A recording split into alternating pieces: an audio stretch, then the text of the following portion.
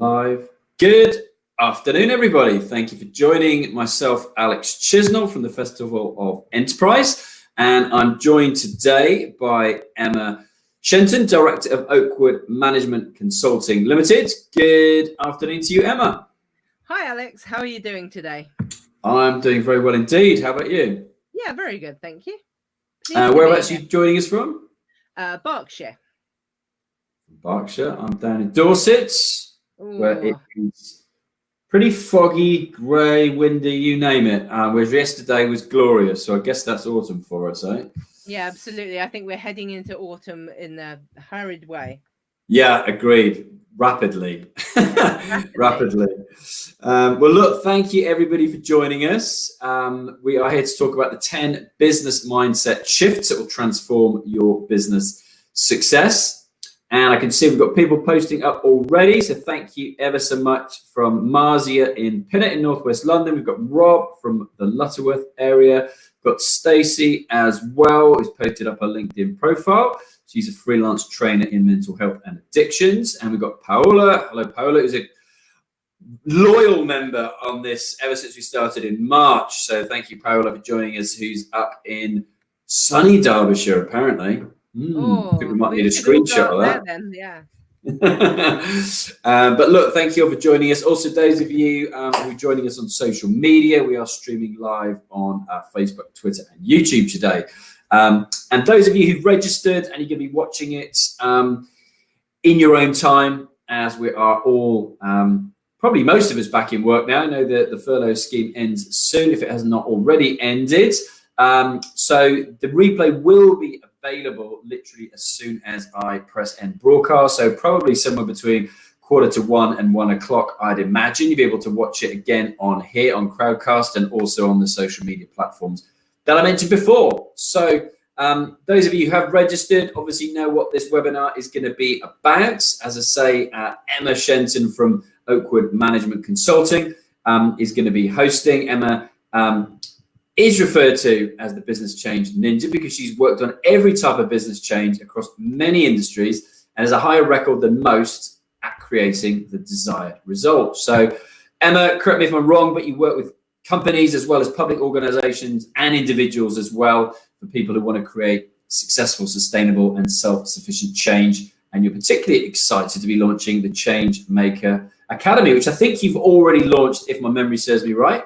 I have, and we've got the first section going through right now. I'm going to talk very little about the Changemaker Academy today, but I am going to be focusing big time on business mindset. So hopefully something for everybody in this presentation. Awesome. Yeah, so we're going to be talking about the 10 mindset shifts required to generate business performance, business change, and business success, something I'm sure we all want. We've still got a third of the year left to go, as bad as it might have been so far for many of you. We've still got a huge chunk of the year to go. We've got autumn and winter to get through. So there is plenty of time to shift your mindset, get it right, and set yourself up for success and reach your goals before the end is due. I wholeheartedly believe that. So anyone else who wants to let us know where they're tuning in from today, only housekeeping I'm going to tell you about is use the chat box that you can see people using already. Any comments you've got as Emma goes through her slides, any questions as well for Emma that will position towards the end of the webinar, and any connections like Stacey's done there, you know, normally would be in a live event environment with fellow humans where we can connect with each other. So we are left to using online methods. So do post up your LinkedIn profile if you'd like to connect with people who've got a similar interest in the subject matter that Emma's going to be talking about today. I'll also post up Emma's LinkedIn profile so you can connect with her there as well. And I'm sure she's got other means on how you can get in touch with her towards the end of the webinar. But without further ado, I'm going to hand you over to Emma Shenton. Great. Thank you very much, Alex. Okay, so we're going to start today by thinking about why mindset is an often overlooked element to business success. We're also going to think about how identifying and implementing mindset shifts can transform that business success. And I'm going to bring that to life for you by talking you through an example that identifies the required shifts that I believe you need to make, and then a little bit of detail about each of the mindset shifts. Now, there's quite a lot of material here, and we don't have a huge amount of time. So when we get to the 10 mindset shifts, I'm not going to be reading through all of the different aspects of that. I'm going to be really focusing on a couple of key points from each of the mindsets. So if you spot something on the slide that you want me to talk about and that I haven't done, please mention it in the chat, and then I will pick it up in the question and answers section. So, why mindset is an often overlooked element to business success? I think one of the first things we need to understand is that to some extent there are a hierarchy of business elements. So one of the things we often talk about is the need to have new systems that work better with our data, that capture lots of different elements. Systems are a big source of improvements in our businesses. Then we talk about processes, and to some extent, the processes really need to be there to support the system. So if you have a great process, then your system is much easier to sort out. And then there's the organizational design. So this is the org structure of your organization, which if you're a small business may not be that complicated, but it might be complicated by the fact that actually you have a whole group of people that are involved in delivering your business, and it isn't just staff members. You might have some contractors, you might have some suppliers you're particularly close with, and actually they all come together to deliver the services and the output of your organization. So that organizational design is really underpins the processes and then the systems. But the thing that underpins all of those are the mindset and behaviors. So why is mindset overlooked then if it's the underpinning thing? Partly it's because it's thought of as soft skills. It's often written off as personality differences, and it is often dubbed as unteachable. Now, one of the things I'd like to highlight at this point is that that's completely not true. One of the things, as we get more and more understanding about the different behavioral aspects and the different aspects of mindset that we need to really focus on, then actually we're finding we really can teach some of these things. And it isn't really soft skills at all. It's the underpinning piece. So sometimes it's easier as well to put in a new system or a new process or even a new org structure rather than dealing with the complicated business of understanding behavior and mindset. It can also be wrapped up with this idea of cultural change, which people generally don't believe is very effective. Now, I certainly think it should be wrapped up a little bit with cultural change, but if you want to make a cultural change, my argument would be actually you need to address the mindset and behaviors. That's really the way to drive the cultural change. So how do we go about identifying and implementing the mindset shifts that can transform your business success? So the business pyramid that we looked at with the systems, the processes, the organizational design, and the mindset and behaviors, each of those elements builds on the elements before it. So every mindset shift we make creates a change in our organizational design, our processes, and our systems. So if you can identify which of those mindset shifts you, your team, or your organization need to make, you can supercharge all of the rest of your efforts to transform your business success. Sometimes it can feel like the mindset part is the hard stuff, and therefore we should leave the hard stuff till the end. Actually, the reverse is true. It's the baseline stuff, and we should do some of this stuff first, because then we'll find we have less of the other stuff to do. So I want to bring this to life and to talk about what does this really mean in terms of what is going to be required in mindset, and what are these 10 shifts. So we're going to talk about solving a business problem. And now the business problem I've picked for today is about dealing with low client satisfaction. So at one stage or another, I imagine that most of us in our businesses have dealt with this. And if that isn't a problem that you particularly have dealt with, then you can substitute basically any other business problem for that.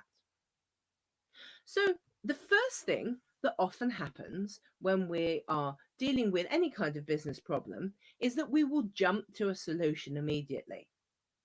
Now, that isn't necessarily a helpful way of us proceeding. What we really need to be doing is we need to be getting curious. So the first mindset element that we're going to look at is curiosity.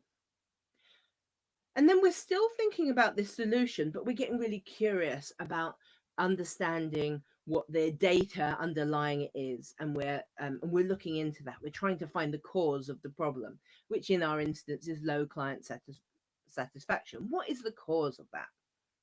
So the next thing we might do is we might have a look at the data and decide on a solution and decide to go for it. That also isn't very helpful, because what we really need to do is be less independent in thinking about what other solution to our problem might be. And then we need to respect other people and ask for their opinions. So the second required mindset shift is all around respect. So now we are doing the right things and we're interacting with a number of different people, and we're being really respectful of some differing opinion. The next thing that we could decide to do is to get to a solution and go right ahead with it. So decide on the solution based on things that are tried and trusted, things that we've implemented before, sometimes with a lot of success, maybe with less success, but definitely something that we've done before. Well, that's not necessarily the right way of proceeding, because what we really need to do sometimes is to get creative. Bring creativity into this. Look beyond the traditional bounds of the solutions that we would create. So now we've managed to get ourselves a solution that is based on creativity, it's based on understanding different aspects from different people, and it's also based on getting really curious about what the cause of this problem is. So we're now ready to implement. So should we just jump ahead and implement without talking to people? Well, no, of course we shouldn't do that. But one of the things that often happens, even if we do decide to talk to people, is that we decide to tell them about this solution. And that's not really a helpful place to start. What we really want to do is we want to start with understanding why. Why should we be going this way? Why are we going this way at all? And actually, where is it we're trying to go? So that brings the next piece of the mindset puzzle together: vision. We absolutely have to be focusing on what our vision is of the future. So as we've shared our vision of the future, and we are talking about what will happen when we have this much higher client satisfaction, and when we've solved this problem, and the difference it will make both to our organization and to everybody who works with us, whether that's staff members or contractors or suppliers. They're all part of our journey. So what is it that we then want to talk to them about? Do we just then want to talk to them about the solution and link it up to the vision and how it will help us get there? Well, no, not really, because our instinct a lot of the time is to hide some of the underlying data. So some of those unpleasant pieces of data that show just how low our client satisfaction is, sometimes we might decide that actually we don't want to expose ourselves to that. We don't want to talk about that element. What we really want to do is we want to focus on just telling people about what the solution is going to be. And that would be the wrong way of proceeding. What we need to be is very, very transparent. Even if that hurts us to say that we're really not doing so well at the moment, it's very important then, because it enables them to understand the why better. Why are we making a change? So we should tell everybody the bad stuff effectively. Now, when we're talking about the bad stuff, sometimes we can become quite bland ourselves. We can become an organizational mouthpiece, and we can deliver just the bad news, but not feel very connected to it. And that makes us look a little bit cardboard about it. So one of the things we can do differently is to explain how it makes us feel. And that all links to being authentic, to linking to authenticity. So we've now talked to people about, we've developed the solution, we've talked to people about what that's going to be, and we're ready to begin implementing. So the next thing we could do is we could assume that it's going to work first time, that because we've gone through all the right steps, it's definitely going to be successful. Well, that isn't necessarily the case. Research tells us that actually the first time we try something, we're unlikely to be successful. It's much more likely that we're going to head straight into failure, and that actually success lies on the other side of failure. That's quite an unpalatable thing to be thinking about.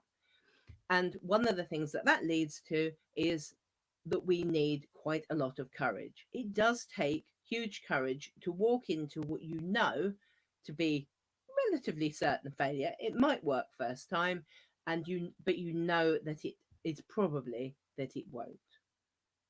So we've got a bit of courage because we're going to do it anyway. We know that it probably won't work the first time, but we know that success lies at the end of that. So we're going to do it anyway. We're going to get courageous.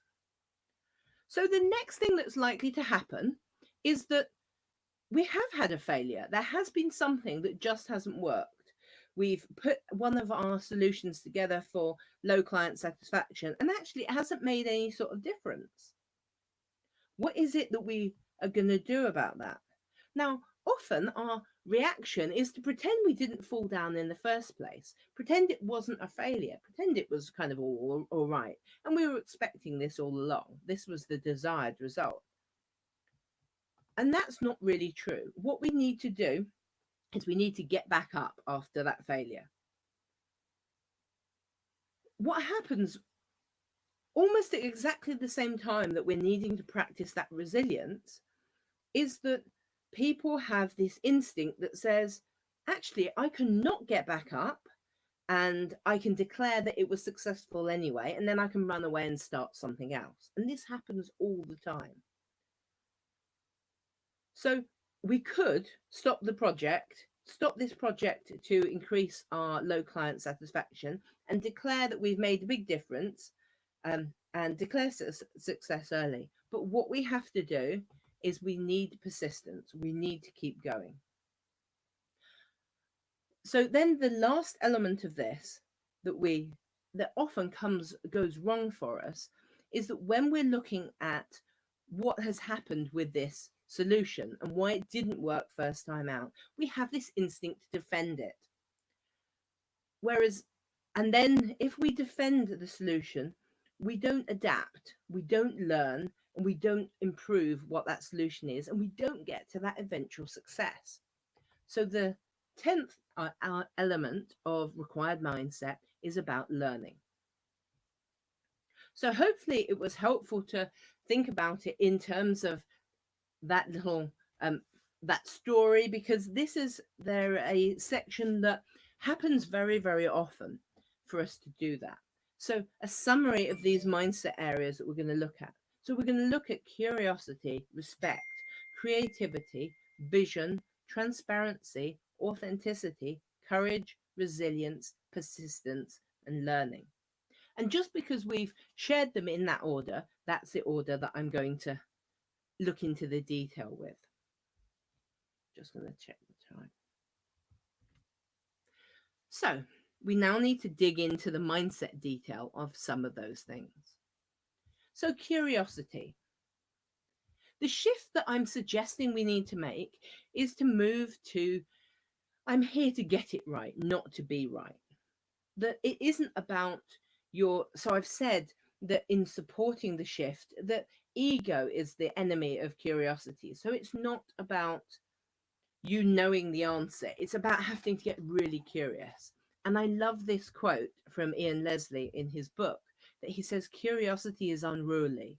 It doesn't like rules, or at least it assumes that all rules are provisional, subject to the laceration of a smart question that nobody has yet thought to ask. So curiosity is incredibly important, but it's very linked to learning. So they're very easy to develop together. Getting curious about the problem and then learning, that is the solution. The other thing that I wanted to highlight about curiosity is another quote, actually. So it's an Einstein quote this time. And I'm going to paraphrase it because I'm not going to get that 100% right. But he says that I'm not so smart. It's just that I stay with the question longer. And I think that in business is something we could all do. Stay with that question longer. Ask why more. So why is this important? It involves other perspectives and other people, and it establishes the underlying cause that deliver better solutions. It's very important to do this when something goes wrong, because it's so easy to jump into fixing the problem. And at the beginning of any change or improvement drive, curiosity is the thing. So now we're moving on to respect. So this is really about creating a safe space for speaking. It's about valuing different opinions and seeking to understand. But the key things that I would leave you with for respect is that in order to support the shift, this idea of saying, tell me more about that when you fundamentally disagree, is such a helpful strategy, because actually you're then becoming more open to listening to the point of view rather than objecting and saying it's not right.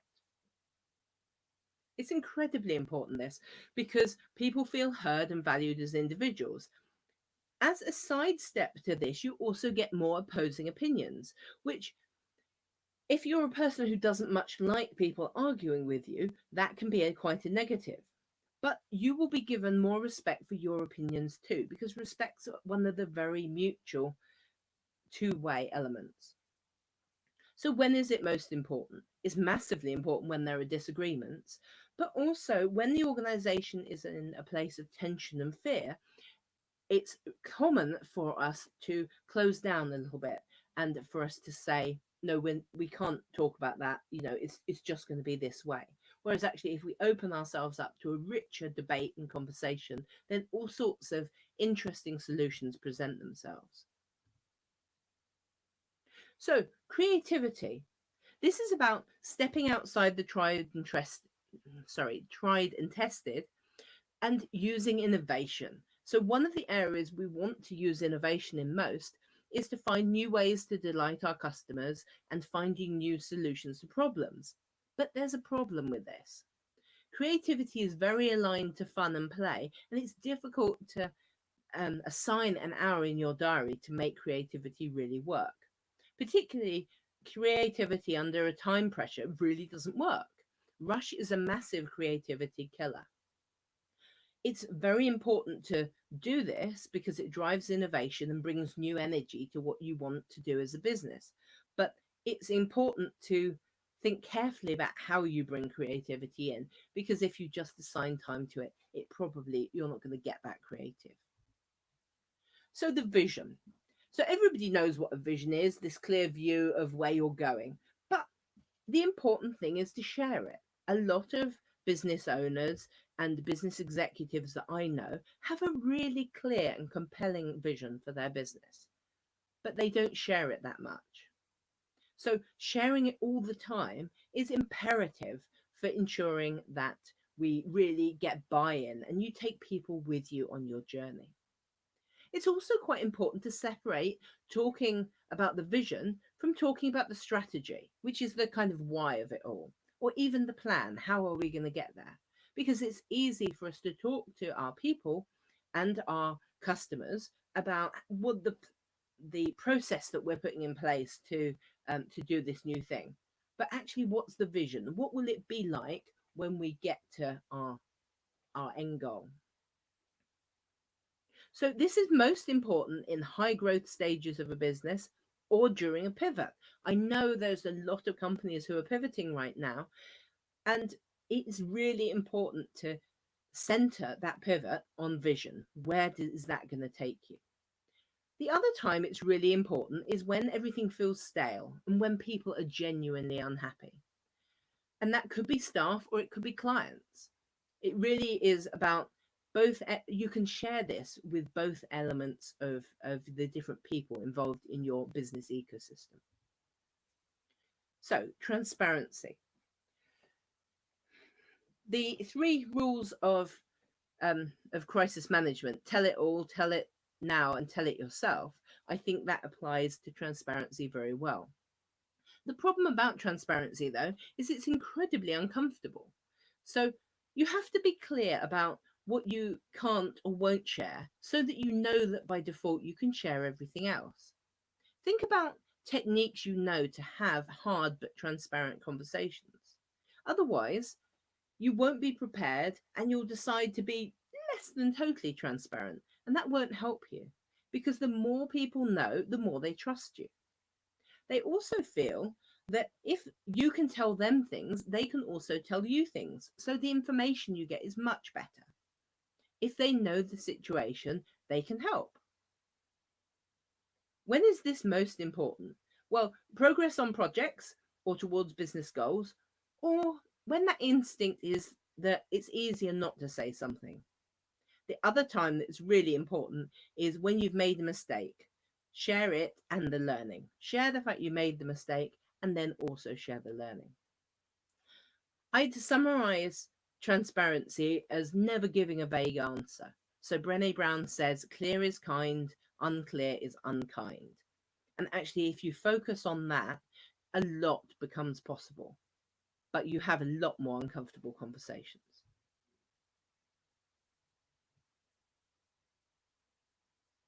So, authenticity. This is about being clear who you are and what you stand for. My thought process on authenticity is absolutely about being a magnet. Let people be attracted and repelled, even if the people you're repelling are people that are currently working for you, whether that is staff or contractors or suppliers. There are always more staff, contractors, or suppliers, and actually, it's much more enriching to have the people who naturally gravitate together. That doesn't mean we don't value diversity, but within all kinds of diverse elements, then there is a pull towards people that we think, yes, you make a lot of sense. So in order to support this shift, you have to focus on working on who you really are and not who the world wants you to be. One of the things that happens to a lot of us, and it certainly happens to me, is that I have very strong people-pleasing instincts. I don't want people not to like me, but you have to try and disconnect those if you want to be truly authentic. The reason this is important is that people follow people, the real people, and that loyalty and performance are linked. People genuinely work better for people they believe in and are loyal to. It's most important when there's a company line that you find is unpalatable, or that you're going to say something that is a little bit unpleasant. It's easy to drop back into bland and I'm just a cardboard person delivering bad news. Actually, if you can talk about how it's affecting you, then not to the detriment of how it's affecting the people you're communicating with. You don't want to make it all about you, but you have to, if you're feeling uncertain and scared, then it's okay to share a little of that. I'm not at any point suggesting that you should overshare with your people. I've seen that go badly wrong, but authenticity is a powerful thing. Just be clear on what it is you want to share. So when your instinct tells you that you're not what is needed in this situation, you still need to show up as yourself. So we're moving on to courage. Courage is all about knowing that you will fail before you succeed. Now, it doesn't mean you definitely will fail before you succeed, because lots of things work the first time out. But even if they work the first time out, ask yourself if they're truly optimized when you first put it out. Or actually, are there some things that you need to learn from and to develop? So if you know that the chances are you're going to fail before you succeed, and you walk into that failure and the learning behind it and the success behind that, then that is what we need from courage. And it is about reminding yourself that it is a road, and that the failure and the bumps in the road and those things, they are just a way of getting to the success. I see so many people, particularly small businesses, stop and say, I won't do that hard thing. And because they don't do the hard thing, they don't get the success at the end of it. So the willingness to turn up and to do it, that's a really important thing. So it's important when running away feels like a better option. You are, as humans, we're amazing at having instincts. So when the instinct is to run away and that your heart's beating faster and you're thinking, my goodness, I don't want to do this thing, but you know it's the right thing to do, that's when courage is the most important. So resilience, getting up after a failure. The shift that you want to make here is about shortening the time of pain and getting to the learning quicker. I absolutely could not, hand on my heart, tell you that there is no pain involved in failure. I fail all the time, and every failure hurts. But if I learn something from it, then it hasn't been valueless. And that's really important to me. Pain without any value or any learning associated with it, that's horrible stuff. So the way you support this shift to more resilience is to think about situations where you have got back up, and remind yourself you can do it again. Remind yourself that the pain is temporary, but the learning, if you really learn, is permanent. The problem is, if you don't get back up, you have to admit defeat or pretend it was success all along, and you have to try something else. And the inevitable reaction to that is that you can't then do the next thing without going through another failure. So the failure, it will come. So therefore you have to grow resilience. When resilience is most important is when hiding feels like a better option, when you want to slink away and hope that your solution you put out into your company, nobody noticed that it didn't work. The answer is everybody noticed, but you have to be resilient, get up again, and model the behavior you want them to show, which is about being resilient, persistent, and keep going and learning from it. So when denying that you failed feels like an option, that's a really good sign that you need to practice a bit of resilience, but also a bit of that transparency and authenticity as well. So the last couple, the shift for persistence is just keeping going when you feel like it's getting too hard. It's incredibly important to focus on the vision and how it will be at the end, because when it's hard and when it just feels so tough, then it's at that moment that the vision becomes important. The vision pulls you like a magnet when you don't want to carry on. And actually, it's so important that you do, because that's how we get to success. So it's important because the single greatest barrier to success is stopping before you get there. And I genuinely see it from companies of all sizes, of all types, with all kinds of problems. They all fail to deal with their problems because they don't keep going through these difficult times that absolutely come.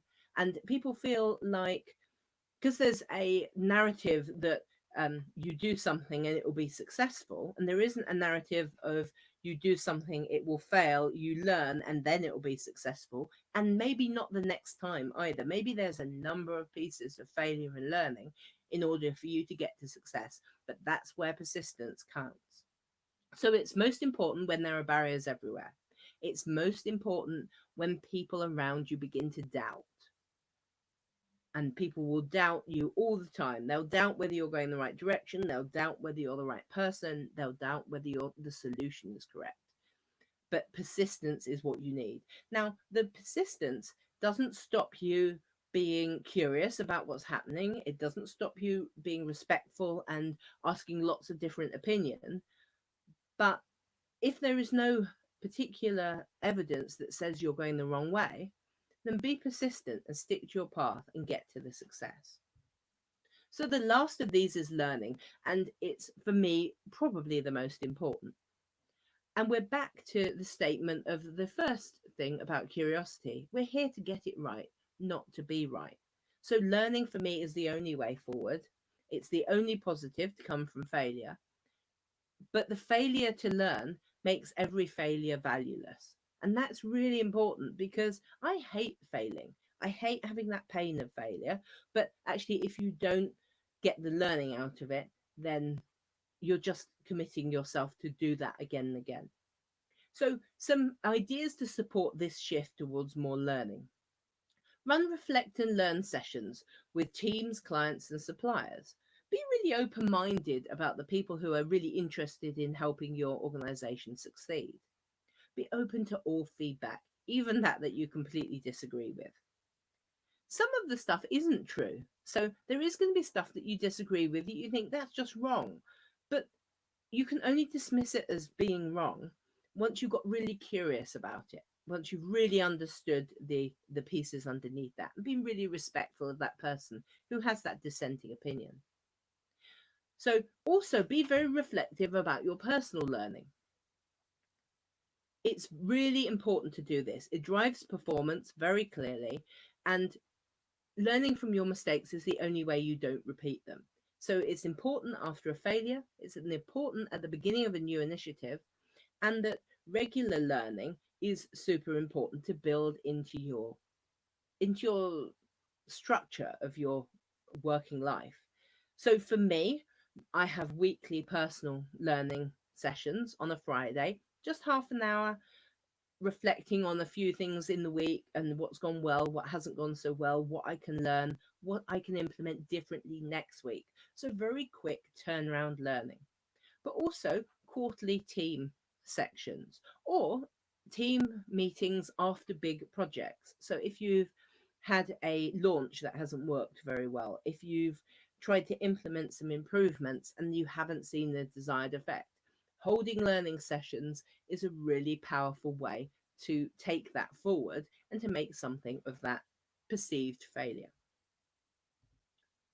So that's the end of our 10 mindset things, and I really hope you've got something valuable from that, even if there's a lot of nuggets in there. So even if you've got 2 or 3 nuggets that you want to take and write those down, then that is a great thing.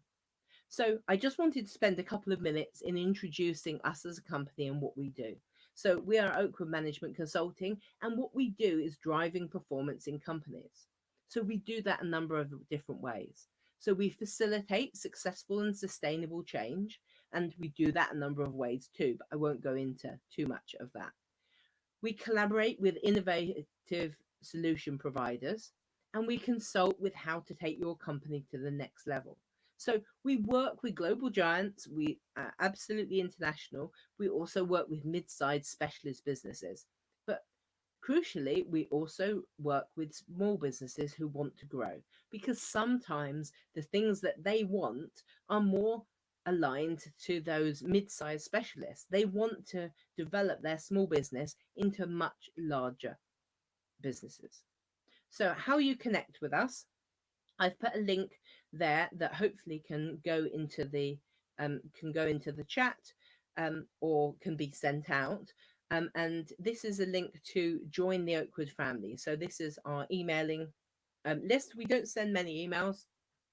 We limit ourselves to once a week, and that every month we send a something called the Oakwood Journal, and that's full of tips and interesting perspectives from companies that we're working with, and lessons that you can learn off the back of things that we're learning too. So I would absolutely encourage you to sign up.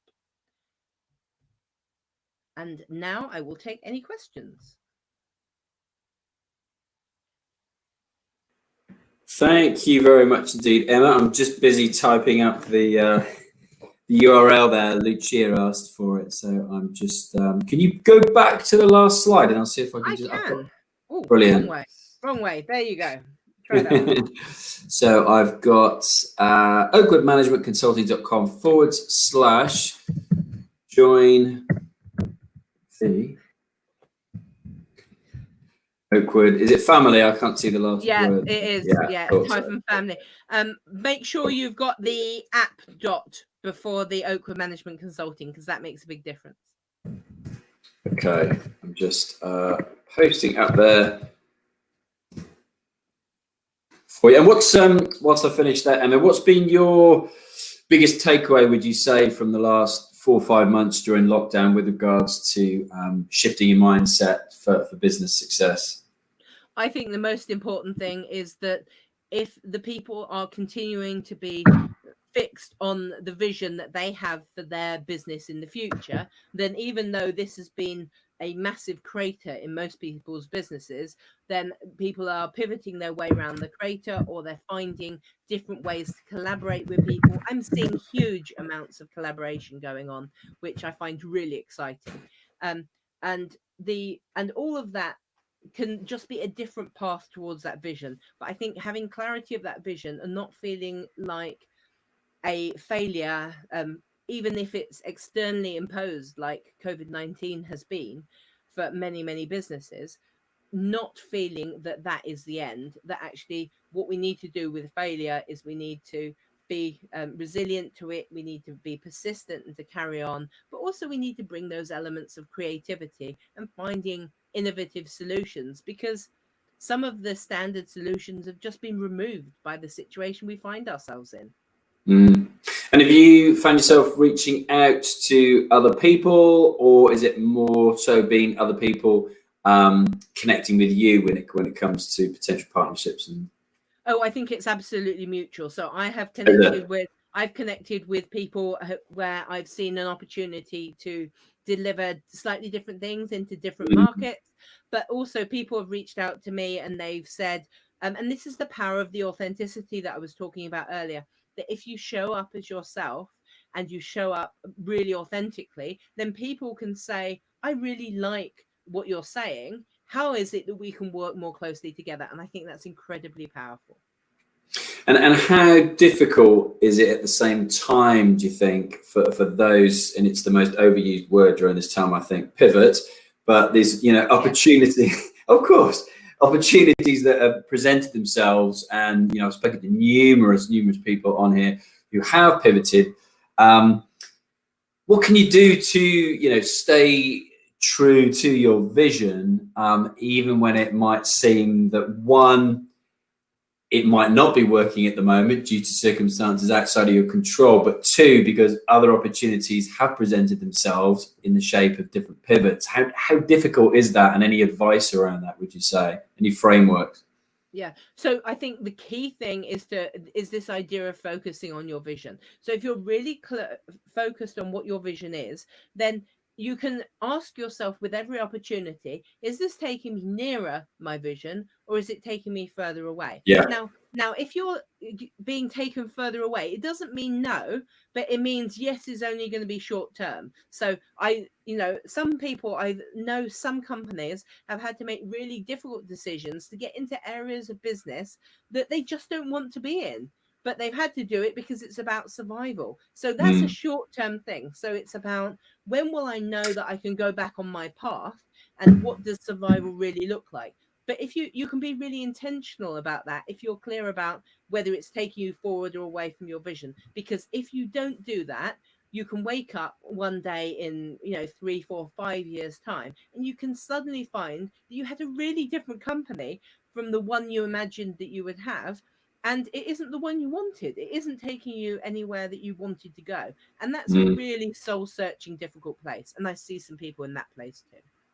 Yeah, I think think we've all been there, myself included, and it's having that kind of template almost that you can kind of overlay each opportunity and say, does this actually, like you say, many journeys are never a straight, clear path from A to B. They're zigging and they're zagging, and you might get there in the end. But I think if that kind of template that you put over every one of those opportunities, those pivots, if it doesn't align, then you should literally put it to one side. Whereas if it doesn't, you can still see yourself getting there. And like you say, this might just be the short-term fix that you need to keep the business going. Then that's going to be a yes. Yeah, absolutely. And And I think it's really important that sometimes we are having to do some really unpalatable things in order to survive, or in order for our businesses to survive. And I've seen some companies say, we're just going to pause doing everything and focus on this thing that's going to keep in enough money coming in for us to survive. But we're going to pause everything else until we can, until we've got more resources, both in terms of time and money, to come back to those ideas at a later stage. Yeah, likewise. I mean, my main focus is always creating podcasts for different brands, and a lot of the businesses that I've spoke to, that I was working with, literally put plans back a year, to next spring. And you can kind of understand why when, for example, some businesses would have, for example, a factory in China, and all of a sudden they can't be producing what they need in those quantities. So cash flow is impacted. So, I think those bigger organizations literally do take that long-term view, like you say, and literally just clear the boards, don't they? Go, we're actually just going to focus on this right now. Yeah, and that can be really challenging. I completely agree with you, but it can be really challenging if what you're talking about is, that's your client. They're clearing their house, but the impact is, you're a year, maybe even 18 months pushed out in their timeline. And actually you then have to think about what is it that you can then be creative about to say, how am I going to slightly change what I'm delivering that has a market right now, even if I don't want to deal with it in the future? So what does that genuinely look like? And a lot of companies are doing that really successfully, but some of them are really struggling, and they're feeling like they're being untrue to themselves. It's like negative authenticity in a sense, and they're thinking, oh, I can't do that. And for those companies, what I would say is focus on the vision. If you're always focused on that, then you're not being untrue. You just need to, keep doing what you need to do to survive. And it makes sense, does it not, to regularly review that vision and actually, I mean, how often would you say you do that, or you advise people to do that? Because some people might, dust off the business plan or the vision board, kind of like Christmas, New Year, and then it might be like now they're kind of going, okay, I've still got a third of the year left, but have I actually looked at that and adjusted things because things have changed irrevocably? Yeah, absolutely. So I think it's really important to distinguish between vision, strategy, and planning. So planning is all the stuff that we do. We do our business plans, and we do them maybe annually or maybe 3 years. We have kind of longer term strategies, which might be 5 years or a master plan beyond that. But the vision is something really quite different. That is the tangible things that we're going to have when we reach kind of our end goal. So what is that going to be like for us? So it's partly, it's a very personal feeling. And one of the things that you often find is when the directors of large companies change, their vision changes, because you put different people around the directors table, and suddenly the vision for the company is a little bit different. So I would definitely say that for the planning and the strategy, you can review these things very, very regularly. But I would say you don't want to go into changing your vision all the time unless you think there's been a profound element to it. So I think once a year is probably fine, but to check in with how you're doing progress against your planning is probably a quarterly check-in. And then your strategy, I certainly wouldn't look at your strategy more than once a year. People waste a huge amount of time. I mean, I'm a great fan of strategy, but they waste such a lot of time strategizing things, whereas actually delivering performance in their company is kind of their main thing. So I would look at the strategy and probably the vision once a year, and then quarterly maybe for the business plans. Sound advice. Another question. With everything being so complex and interrelated, how can we motivate people who want to only invest the minimum amount of effort possible? I'm working on a course on motivation for learning, and I'm talking with people who are very difficult to move out of their comfort zone. That's a difficult one. It is a difficult one, but again, so this is a couple of different things. It's a mix of authenticity and vision.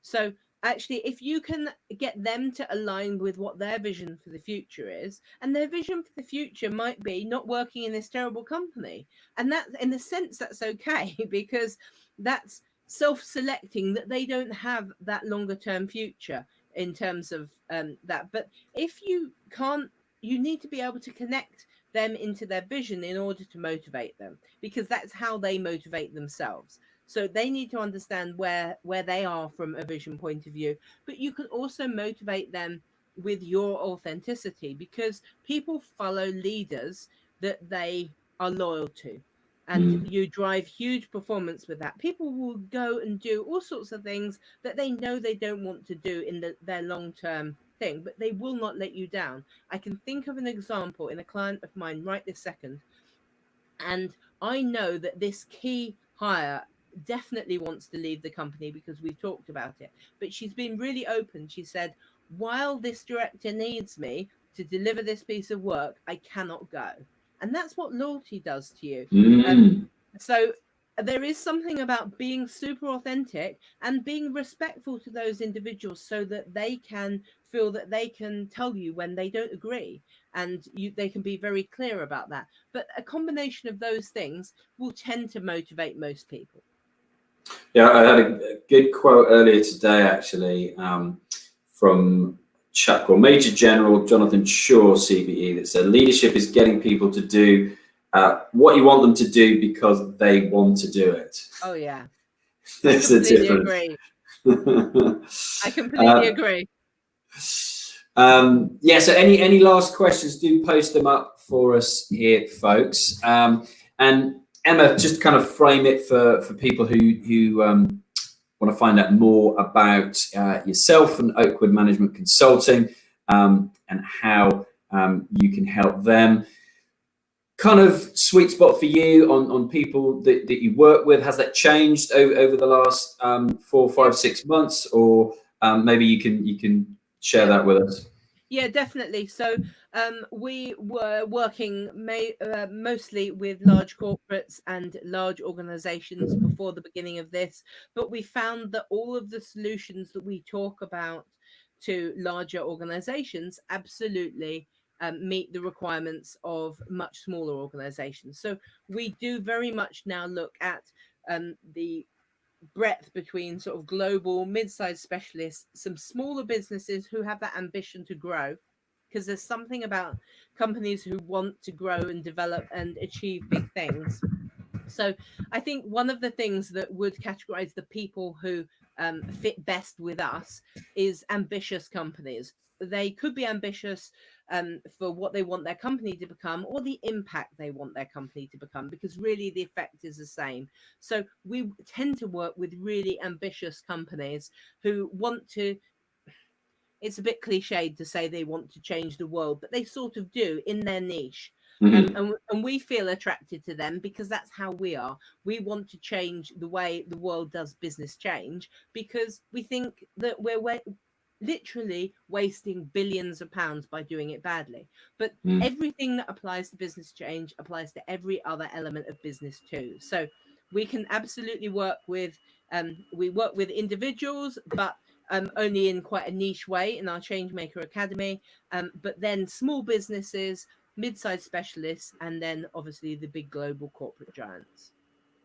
Great. And maybe last words, again, for the Changemaker Academy, for those who are interested in that, would they be able to find that information on your website as well quite easily? Yes, they absolutely will. We're about to, what I would say to anybody who's interested in the Changemaker Academy, I would say, click the link and join the email list, because we are about to launch another section of the Changemaker Academy, and that will be launching sometime in October.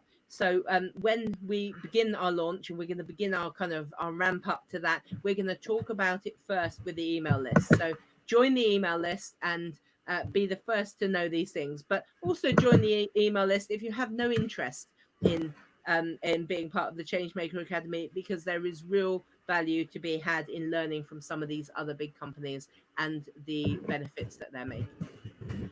I've just posted up the link there as well, Emma, to the Changemaker Academy, and they'll be able to find the email list on there. And I'm lastly aware that, again, the majority of people will watch this in their own time because they've registered for it. So I'm just going to post up your LinkedIn. There we go as well, Yes, so people can connect with you on there. Done that.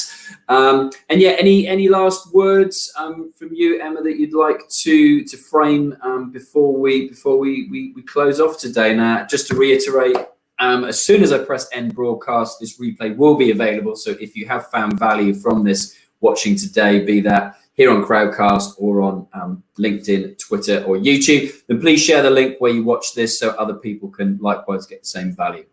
Emma.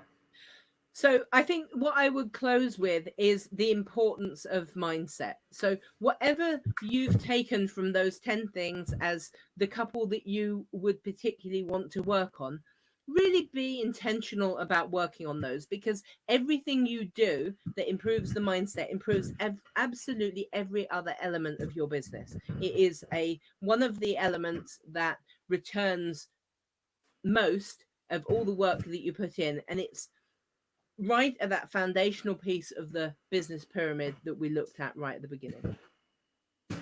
Perfecto. Thank you so much.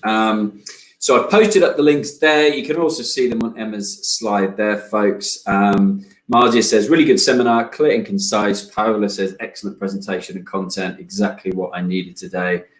Many thanks. So thank you all very much indeed, wherever you watched us from today. Paola says, thank you so much, Emma, for all the inspiring content, advice, and quotes. Rob says, thank you, Emma, as well. So thank you all who joined us live. Really appreciate it. Those of you watching this on the replay, again, thank you for taking your time out of your busy working day to watch us. Lucia says, this is so essential. Thank you very much for a great session. Thank you very much. Awesome. Bang on 1 o'clock, so you can all go and have your lunch now. Thank you for joining us today, and enjoy the rest of your week. Hope you finish strongly and you've got the right mindset to also finish this year strongly as well. We've still got a long way to go. Third of the year to go, so make sure you hit those goals and you've got the right mindset to do it. Emma, always a pleasure. Thank you so much. Thank you so much. Bye now. Bye-bye.